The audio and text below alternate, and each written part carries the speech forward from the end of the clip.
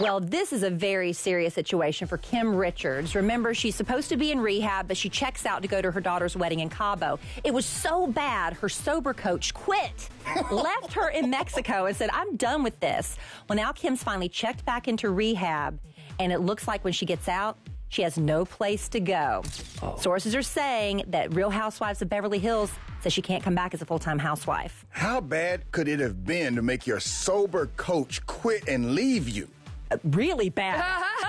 Aren't you supposed to be doing all that stuff to be on Housewives? Well, that's the thing. Real Housewives are in a bit of a predicament because all they do is go out and drink wine all the time. Hey. And this last season on Beverly Hills, all you saw was Kim not drinking on camera when all the women are getting drunk around her. Not very sensitive on their part, I think. Now, lucky for us, we have a Real Housewives expert, Portia, on the show, and maybe she can give Kim a little insight, a little advice maybe. Yeah, I do have a little advice for Kim.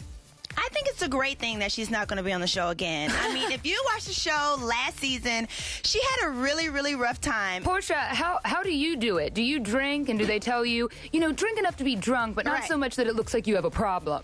I know, it's so weird because they give you alcohol, all day, and then they're like, okay, don't drink too much, and it's like, okay, but it's here. So, first season, I was probably a bit tipsy most of my scenes. But after watching it and seeing all the crazy things that comes out of drunk Portia's mouth, yeah, last season I was completely sober. Well, I have to ask a question you may or may not be at liberty to say, Portia.